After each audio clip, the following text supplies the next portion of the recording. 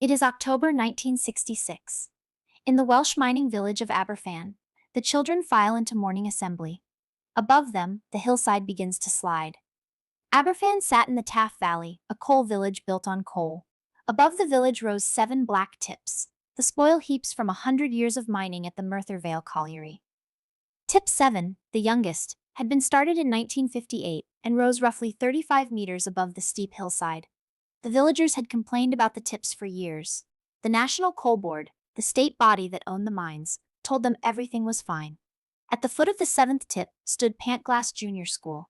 What no one outside the village knew was that Tip 7 was being built directly on top of natural springs. Engineers within the Coal Board had been warned. By 1963, the Merthyr Tydfil Council had written to the Coal Board about the danger of coal slurry tipped behind the Pantglas schools. The letters were filed away. In October 1966, the Welsh valleys received some of the heaviest rainfall in a decade. Water soaked into the tip from above and welled up from the spring below. The waste rock began to behave like wet porridge. On the morning of Friday, October 21st, men working on the tip saw that it had moved during the night, a subsidence of about 3 meters. One of the men walked down to the colliery offices to report it. Work on the tip was suspended for the day. At 9:15, the rest of the tip let go. Around 100,000 cubic meters of black slurry slid down the mountain at up to 20 miles an hour, gathering boulders and uprooted trees as it went. It crossed the canal and smashed through several cottages. Inside Pantglas Junior School, the children had just returned from morning assembly. Their teachers had begun to call the register. Outside, the wave hit the long stone wall. The wall held. The slurry rose over it. Liquid coal waste filled the classrooms in less than 30 seconds.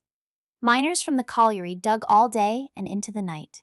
Many of them recognized what was left of the children's clothes.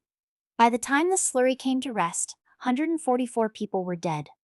116 of them were schoolchildren between the ages of 7 and 10. 109 of them died inside Pantglas Junior School itself, alongside 5 of their teachers.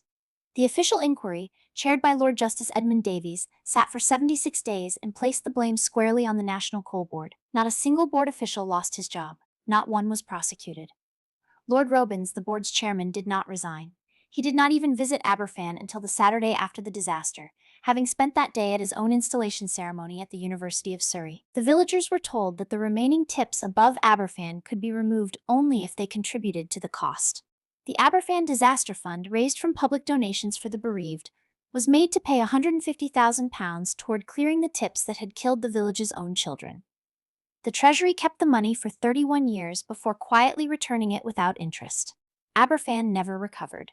An entire generation of one Welsh village was lost in a single morning beneath what the National Coal Board, in its reports, called spoil.